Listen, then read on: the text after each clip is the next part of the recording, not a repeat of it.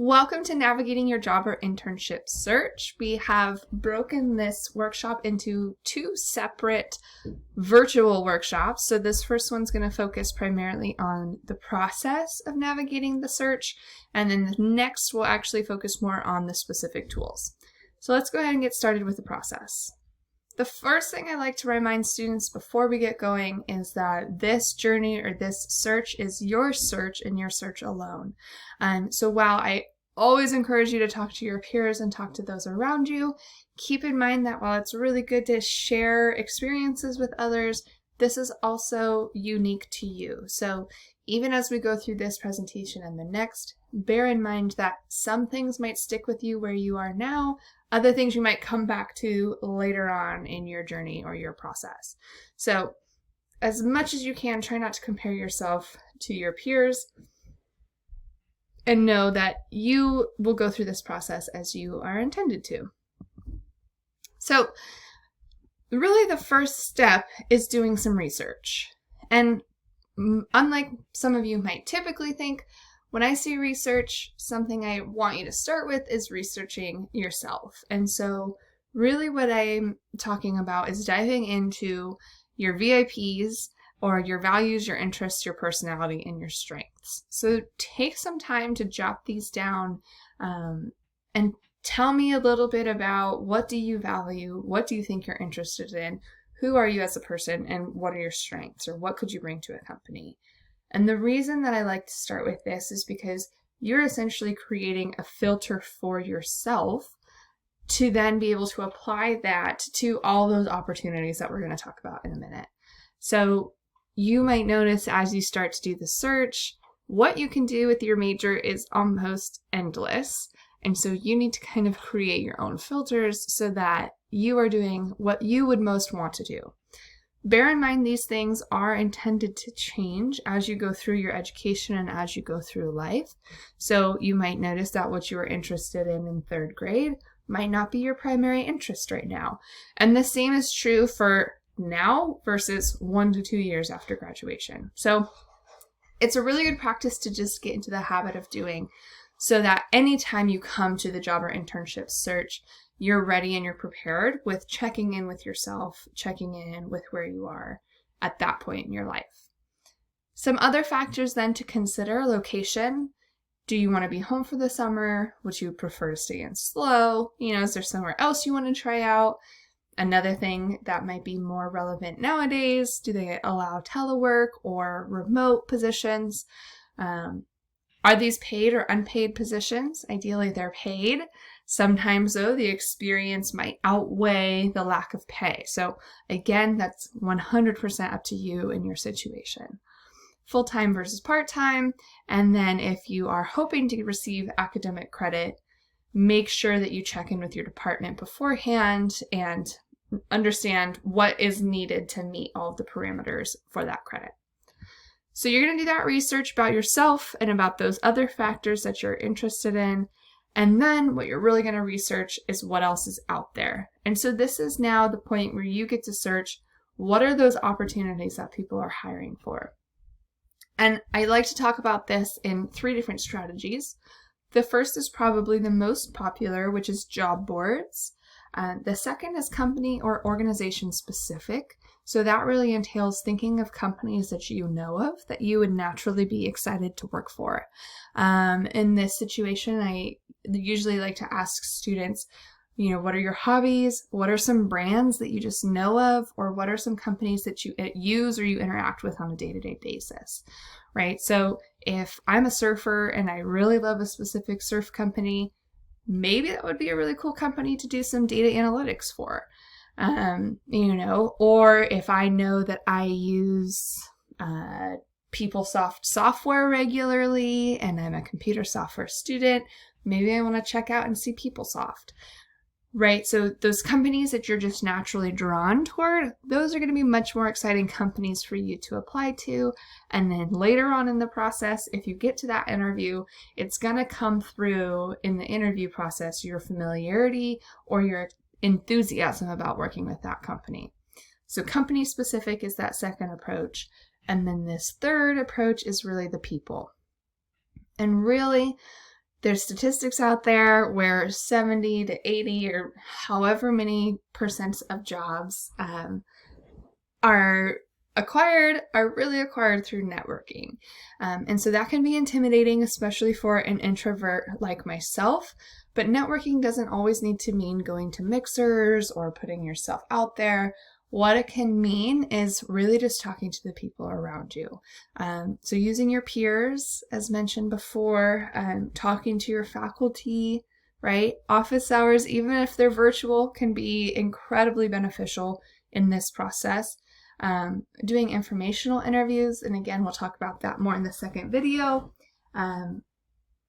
Or really just even telling, your aunt's brother, you never know who knows who.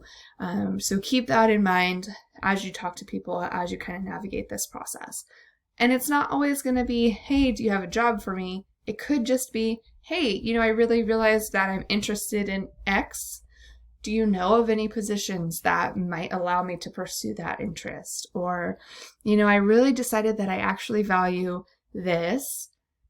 Do you have any ideas of people I could talk to in that industry, or people I can talk to whose jobs align with that value? Right?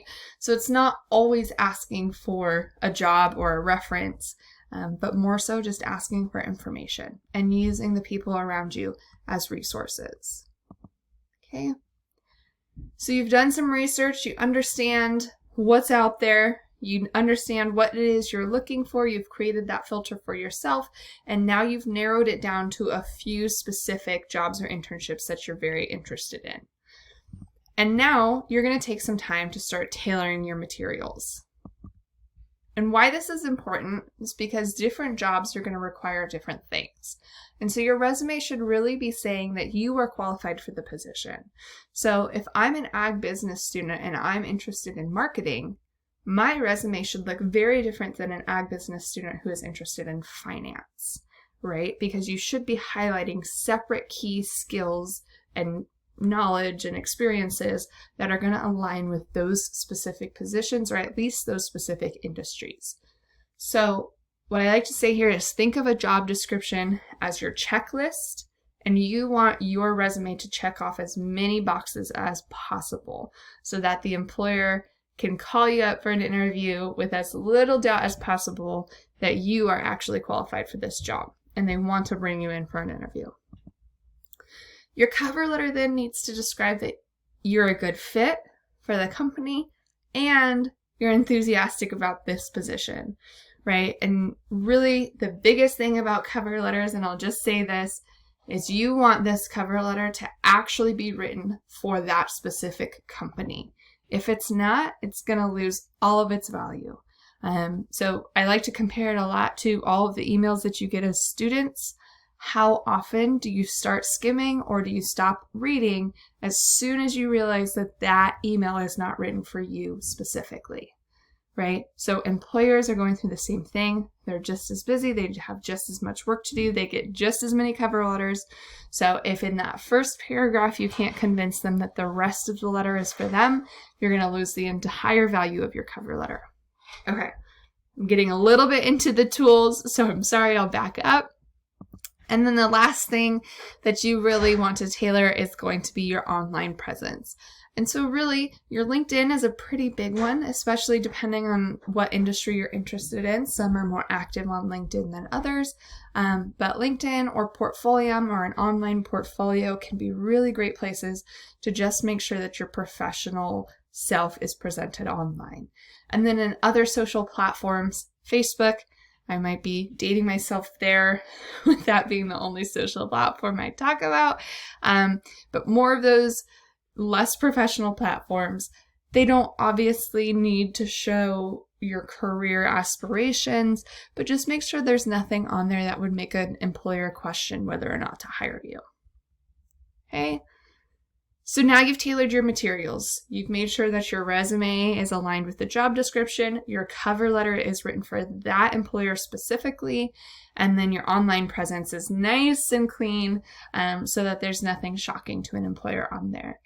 And I hope what you get from that portion of tailoring your materials is that it's going to take a lot of time. And so I want to come back to that very first piece of doing the research of who you are and what you're interested in and creating that filter so that you can invest much more time in applying to the positions that you're actually much more excited about. Okay?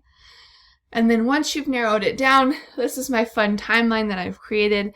You might apply to one position, maybe 2 or 3, depending on how much time you have. Ideally, you'll get that call for an interview. You're going to send thank you notes within 24 to 48 hours. Let them know that you're still interested. Let them know that you are so grateful for the time they took to talk with you. And then based on whatever their timeline is, I have 1 week to 2 months here. It could be way longer than that. It could be way quicker than that. You're going to hear back. And then depending on when the outcome was, you might start over and repeat the process. And what I really like to take just a little bit of time here to remind you all is that rejection never feels good.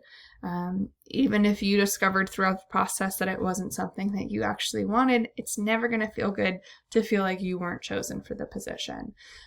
So understand that it's okay to feel a little bit bummed out or frustrated or discouraged. And hopefully you can recognize that as part of the process and move through that, and as soon as you're ready, kind of get back to the drawing board and reapply and start re-interviewing. And there will be something that aligns. Okay, and then once you've kind of gone through the process, you want to start celebrating. And I say this because it is a process and because it does take a toll on you.